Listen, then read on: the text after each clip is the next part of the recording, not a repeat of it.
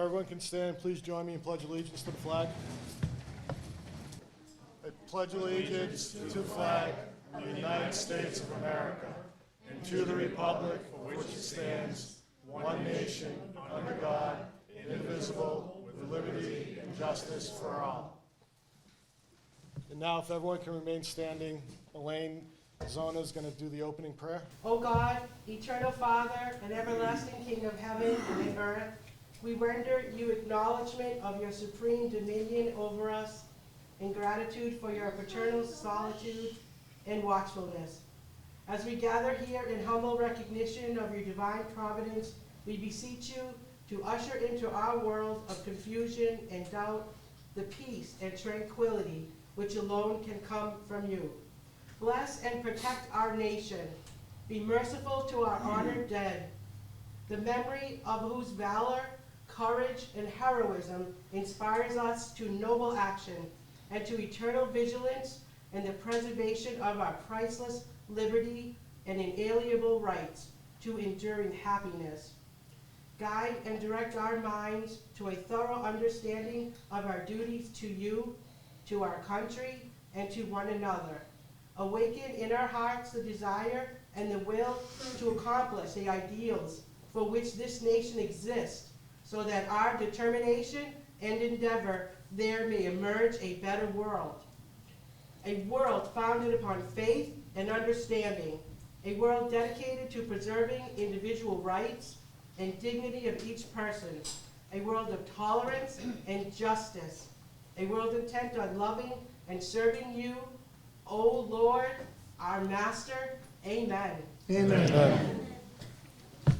First, I'd like to say that all the coloring and everything that's on the tables, it's from Mrs. D, Miss Sue, and the children in the Alpha Best after-school program at East Brookfield Elementary, Deputy Do, Spencer Child Care Center, and the Junior Auxiliary at the Spencer Post 138.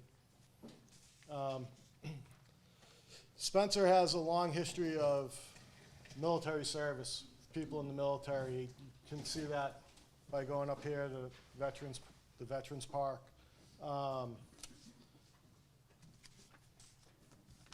Brian Sweeney, who was, on one of the planes in 9/11, has a memorial up there. And this day, Veterans Day, which recently passed, is in honor of all those veterans that came before us and are sitting in this room now, and all the wars that we fought in and that we're still fighting today. I got a quick little speech I'd like to read, and then I'm going to turn it over to Ms. Goby. And I'd like to thank our dignitaries that came here today. Ann Goby, Donnie Berthium, Peter Durant, Jeff Bridges, John Howard, Lieutenant Bedford, and Chief Parsons from the Spencer Fire Department.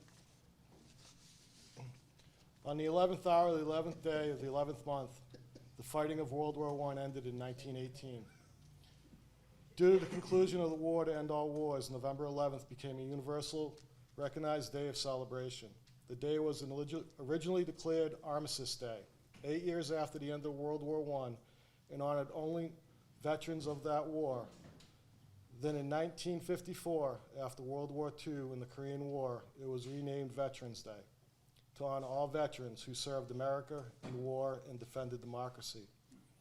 So today we honor all our veterans who unselfishly placed their lives on the line for our freedom. Those men and women who were ordinary people until they heard the call of duty and answered it. They left their families, their homes, and their lives, not for recognition or fame, or even the honor we bestow upon them today. They fought to protect our country, to maintain our way of life. As we honor our veterans and remember their great deeds, let us also salute those who are currently fighting for our freedom. The war on terrorism has helped us all realize how truly unique the American way of life is. The freedom we enjoy is extremely special, and that is why we must defend it. So now is the time to not only honor those who have fought or are fighting for our freedom, it is also the time for each of us to take part in protecting it. The defense of freedom is not just for those in the military. Each of us shares that duty and that responsibility. We don't have to join the Army or the Navy or any other organization of defense to actively defend our way of life. We can protect our freedom simply by maintaining it here in America. If we want to preserve our freedoms, we must put them into action, for example, by voting in elections and speaking out against injustices. We must also ensure that everyone feels the benefits of freedom. And we can do that by volunteering in our communities or teaching our children what it really means to be an American. Veterans Day isn't just a day for veterans. It's a day for all Americans. It's a day to remember why they were fighting, and a day for us to begin our journey of protecting our freedom and the freedoms of many future generations to come. Thank you for honoring our veterans today. Let us walk towards tomorrow still honoring them, but living in the freedom they protected.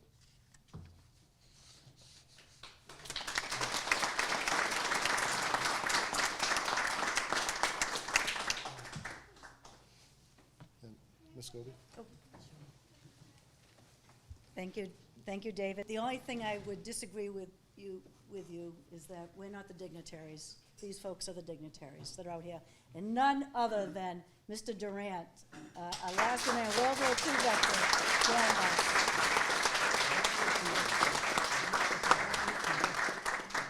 And he and Peter are going to go out carousing, they told me, after they leave here today. So that's good. I just want, and I apologize, I do have to leave in a little bit. In Rutland, one of the scouts, what they did for the Eagle Scout project, which I thought was really great, they built a receptacle for U.S. flags, but you know where they're going to have it? They're putting it right at Rural Cemetery, which I think is a nice idea when you think about the flags that are on the gravestones, and sometimes, you know, if people don't properly dispose of those. So maybe just a thought to think about the next group of scouts if they're looking for a project to do. So I'm going to be heading out to Rural Cemetery, and they're going to be burning some of the flags that they have collected. I also want to mention, when you were talking about, David, in your remarks, about making sure that young kids get involved, and so it's so nice to see the younger kids that are here today to recognize the veterans.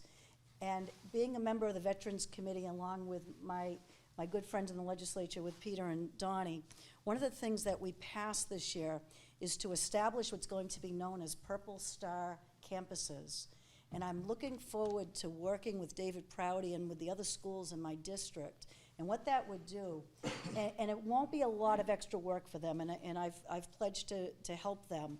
The idea is, and I'll probably be reaching out to folks here at the Legion as well, but the idea is that to establish at the schools that it shows that the school cares about the active military and veterans in their community.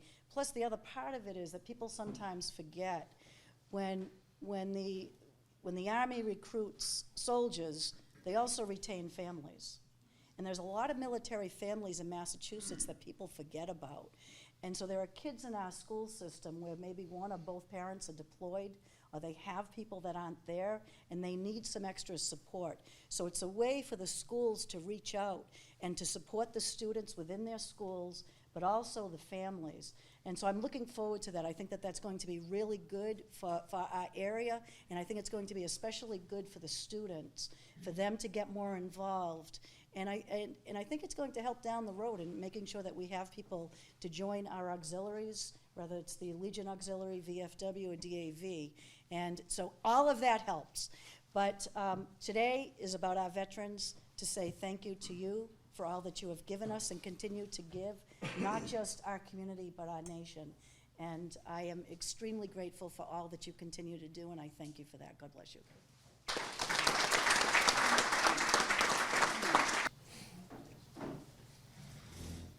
Mr. Bridges? The microphone shut off. Is it on? No, it's on. Well, thank you, Dave. Before, when we were sitting in the bar having introductions, David mentioned how nervous he was about his speech today, and no truer words were spoken on a Veterans Day, so that was fantastic. Good for you, and good for us that you gave us that wisdom today. I am honored to be here. Thank you. For those that don't know me, I'm Jeff Bridges. I'm the town administrator. I've been with the town for about a year. Veterans Day is very important to any community. It's important to the United States. It's ironic and sad that the war from which this name came from, the war to end all wars, that's how Veterans Day started. That's what it was called until we had the next great disaster across the planet, which was World War II. And unfortunately, we as a species can't stop the war, whichever it is. And every generation of Americans and every generation across the planet has to face that all the time. And I am proud. My son's in the Navy, and I'm terrified. He is taking his first deployment next month on an 8-month cruise in a submarine.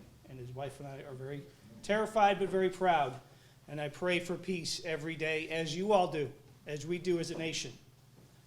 I am thankful, and we are blessed that there are people such as yourselves that gave their time, gave some of themselves, and some gave the ultimate sacrifice to keep our nation free and maintain the United States as that beacon on the hill for the rest of the world, as a model for what we all want to be as a species on this planet. So thank you, and God bless.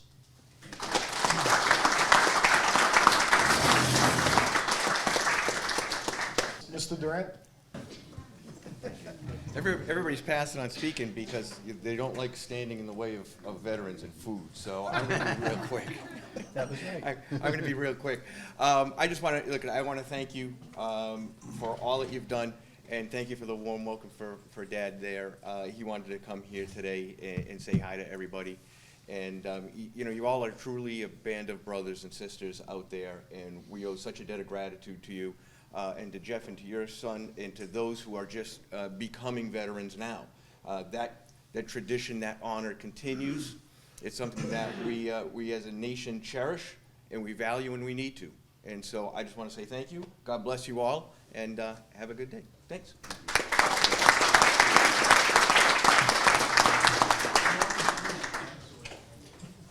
Thank you, Mr. Durant. Mr. Berthium? Really? Seriously? I got stuck reading the proclamation here, and I don't have cheaters, so. There's a copy of it there, too. There's a copy. You got some? Yeah. Oh, bingo, here we go. Oh, that's fabulous. I just like to say thank you to my fellow veterans. I was a Navy guy myself, and a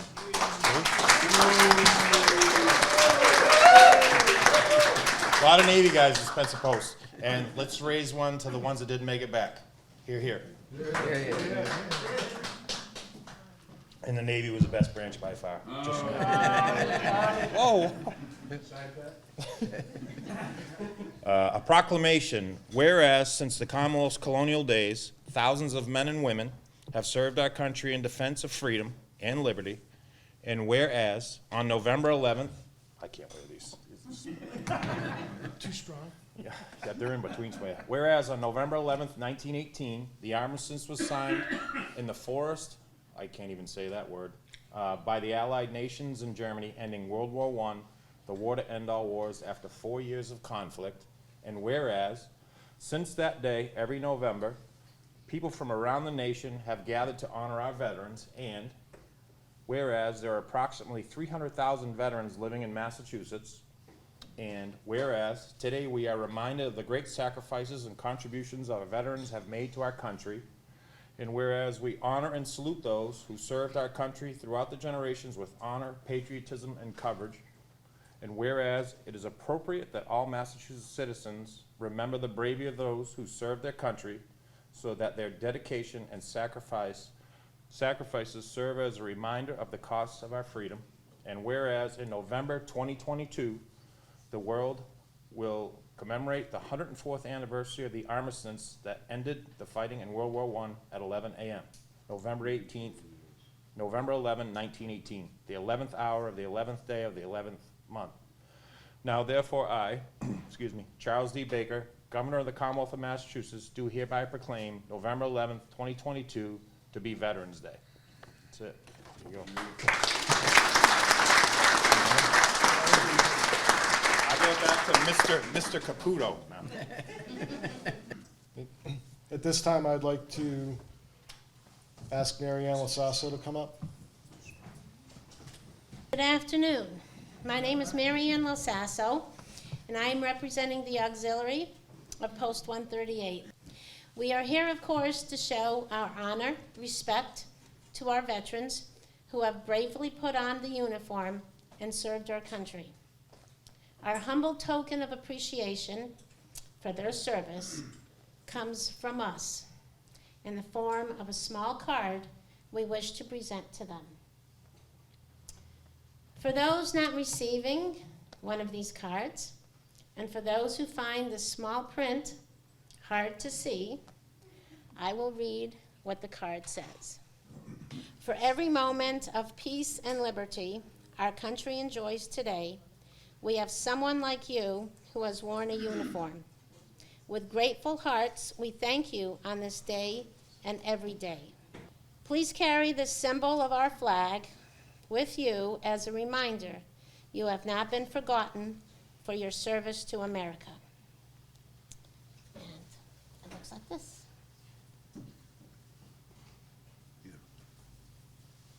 At this time, we would like all the veterans in this room to stand, and a member of the auxiliary will approach you and present you with our gift, in which we hope you will carry in your wallet as well as in your heart.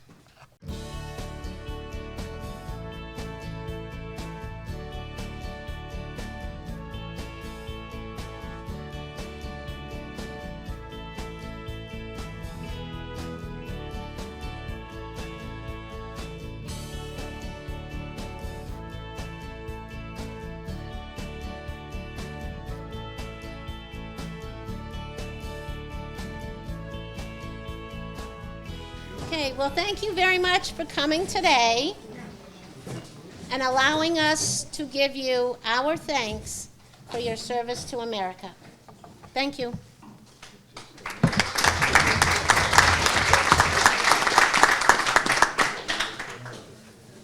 At this time, we'd like to recognize our past commander, John Canty, for 3+ years of leadership.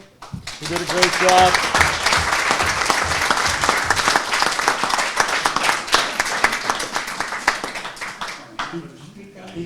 He did a great job as the commander of this Legion, and led us down a good road and put us in a good place to where we're at today. It's an honor and a privilege.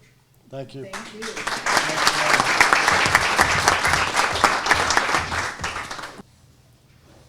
At this time, I'd like to call up Teresa Perot for the Quotes of Valor presentation. Good afternoon. I'm glad to be here. This is a great year to be able to do this because it makes us know that from the time we started and from the time Gary Hurl gave us some money 8 years ago, Spencer has done a great job in the area of being able to make the quilts, put them together, and do what we do. And we're very proud to be able to put out all the numbers that we have. A couple of things I want to read, and I'll make it fast because I know we all want to eat. That food smells great. It's a little poem. I was told that it hangs in the Holyoke Soldiers' Home. It's called "It Is the Veteran." And in today's climate, I think it reminds us of all the things that the veterans are responsible for that we don't really remember. It is the veteran, not the preacher, who has given us the freedom of religion. It is the veteran, not the reporter, who has given us the freedom of the press. It is the veteran, not the poet, who has given us the freedom of speech. It is the veteran, not the campus organizer, who has given us the freedom to assemble and the right to demonstrate. It is the veteran, not the police, who have given us the right to secure our persons. It is the veteran, not the lawyer, who has given us the right to a fair trial. It is the veteran, not the politician, who has given us the right to vote. It is the veteran who salutes the flag. It is the veteran who serves under that flag, who gave his or her oath to support and defend the Constitution and our nation against enemies, all foreign and domestic. It is the veteran willing to give his or her life to protect your freedoms and mine, and whose casket will be covered by the flag. May God bless all of our veterans. Again, Catherine Roberts started this organization as a grassroots organization in 2003 when her son was deployed to Afghanistan. And she had a really bad time sleeping. When she finally got into a good sleep, she dreamt that she was walking through a forest and he was sitting on a stump. How do you comfort somebody because they're depressed? You give them a great big hug.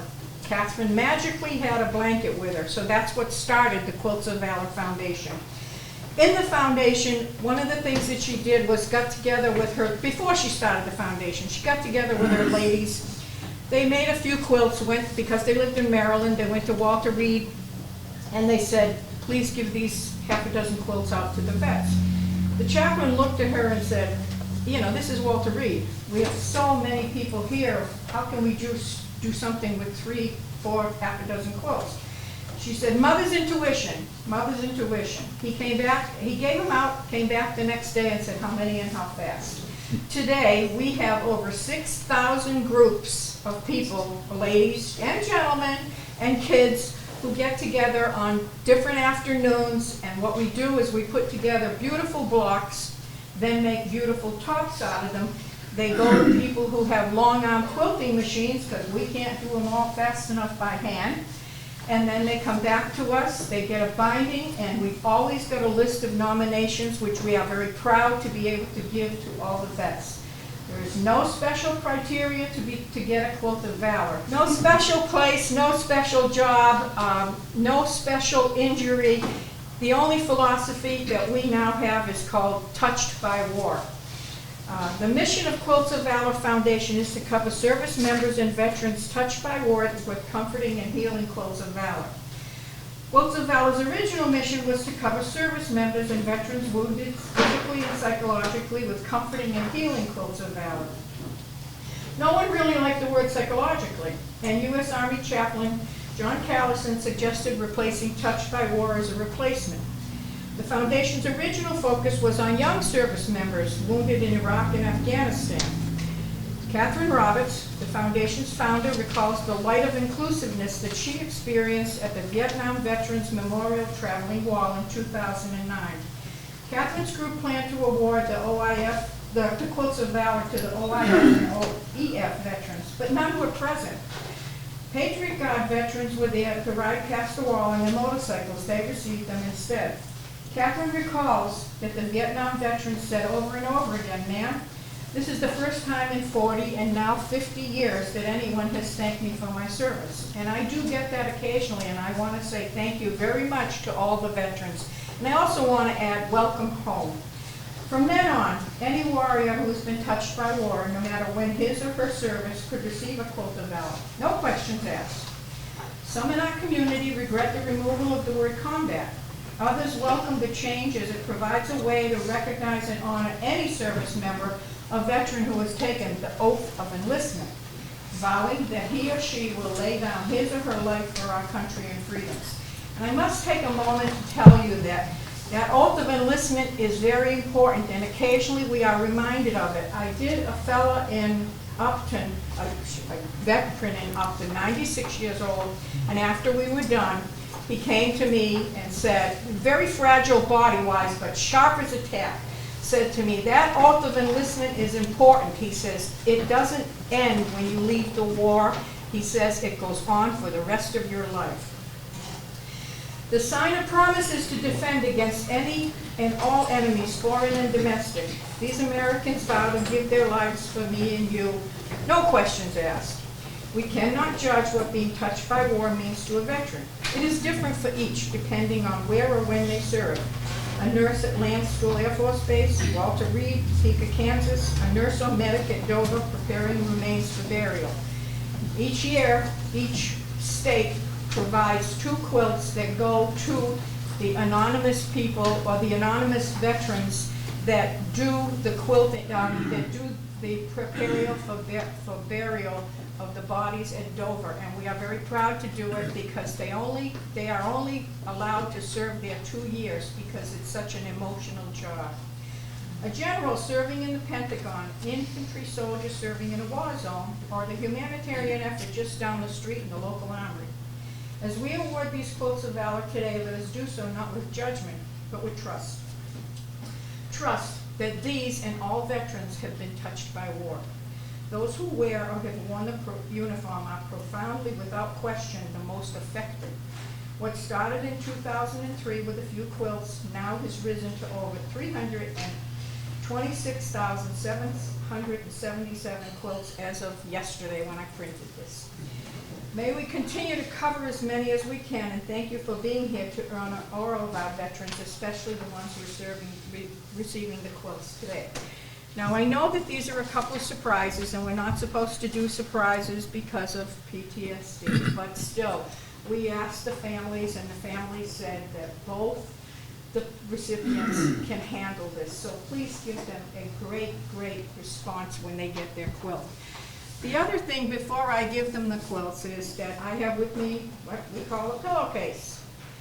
When Catherine originally decided, it looks like a pillowcase, it is a pillowcase. When Catherine decided that they were going to be shipping at first the quilts overseas, they had to be identified differently from the military insignias and everything, so they wanted to be special. So they made them look like a pillowcase.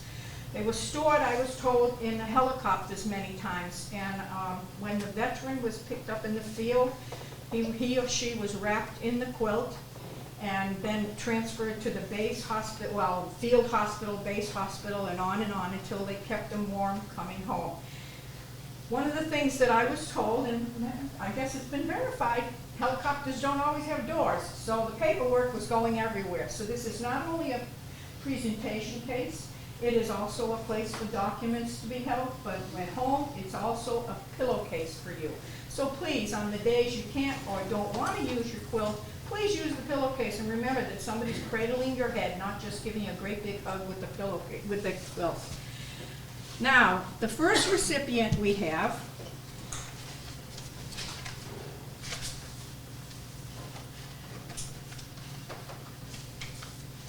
was enlisted in the Navy October 24th, 1984. She was in the Navy. She was also still now into the Air Force Reserves. She was in the Navy Reserves. And could I have Margaret Sullivan come up, please?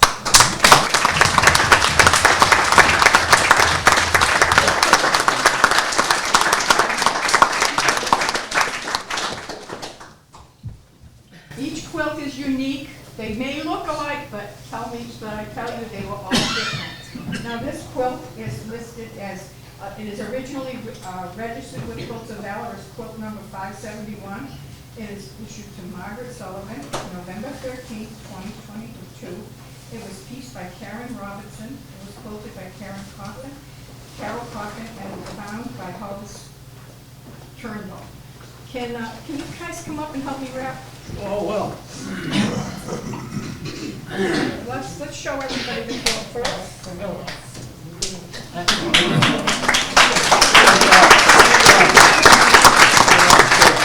Okay, what we're going to do is We're gonna show that. oh, okay, over there. show that way, Yeah.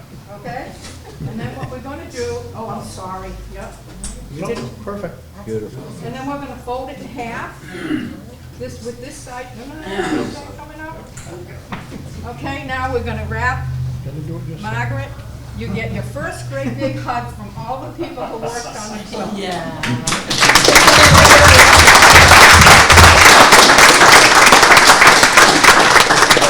Go away. We also have a certificate for you. This you can put on the wall. This you want to use, okay? You spill your drink or your sandwich leaks or you've got soup on it, don't worry about it. It's all okay. It's all okay. You put it right in the washing machine, you put it right smack in the dryer, and when it comes out, it's scrunchy like the quilt that Grandma made you. Margaret Sullivan, United States Navy, November 13th, 2022.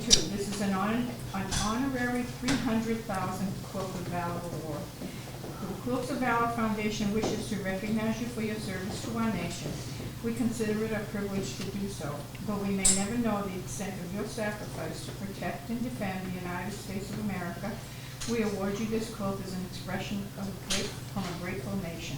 Thank you so much, and welcome home. And I want to give you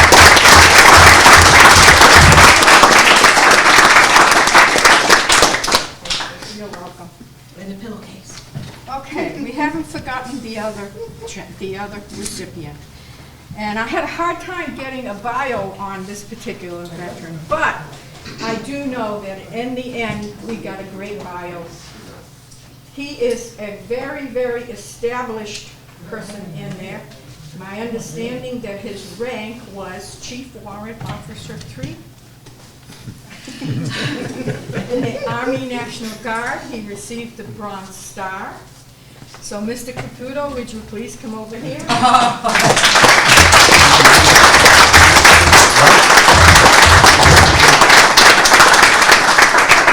Okay, we have a quilt for you, and you can share this, you know, you have a wife, you have kids, or whatever, I mean, the dog, the cat, don't worry about getting it dirty now, I said, remember, you have to be able to. Okay, David Caputo, or Caputo, okay, November 13th, 2022. It was quilted by, it was pieced together by the Spencer Quilt of Valor Group. It was quilted by a fellow named Bob Rosen, who does excellent work for us, and bound by a lady by the name of Mary Eastman. And we got a couple guys, come on, it's tall, and I'm not. Absolutely. Big time. Absolutely. Oh. And I was told, oh, gotta go this way. I was told that you were a rider, that's why I chose you. Oh, wow. Nice. Okay, you guys can show it off. Yeah, you show it off, and then we'll. Great job.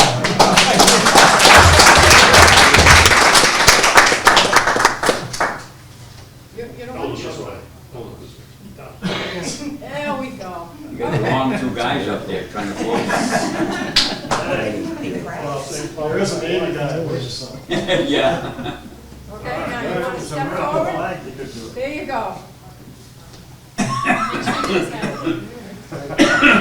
Go away. One more.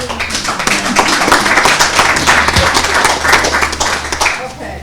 Dave Caputo, United States Navy. Army. Okay. See, we'll rewrite it. He wishes it was the Navy, just. He'd switch if he could. 2022. I don't think so.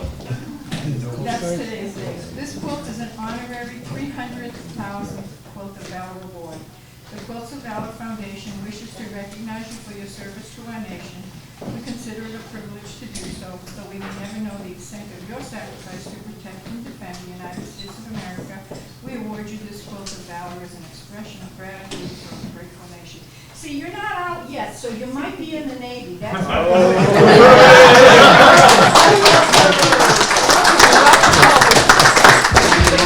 Okay, I have one more little thing. I just want to tell you how we all feel about the fact that we all get together on Sunday afternoons or Friday nights or Tuesday mornings.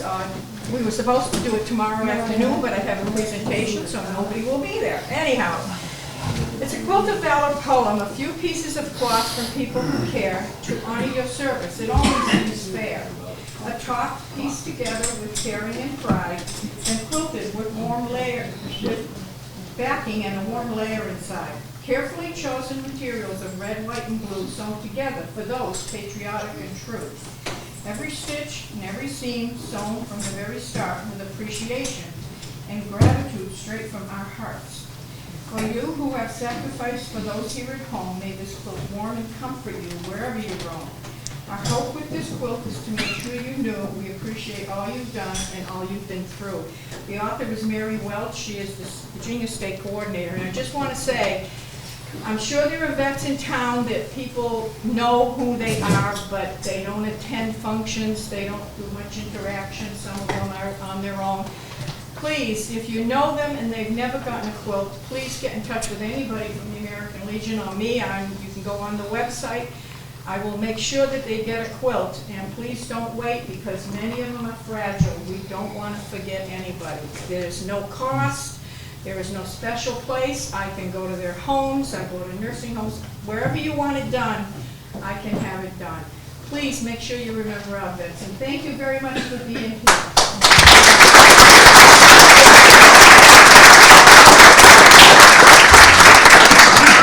Thank you, Teresa, for that presentation.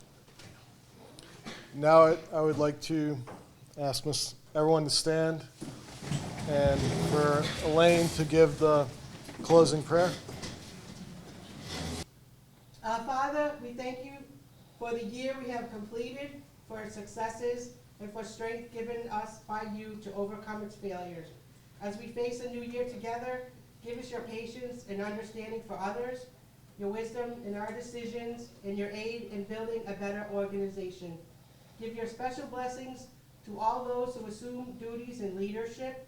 Walk with each of us in our heart and mind day by day, so we may continue to serve our God and our country. Amen. Amen. That ends our presentation for Veterans Day. Thank you for coming out today. Really appreciate it. Everyone have a wonderful day.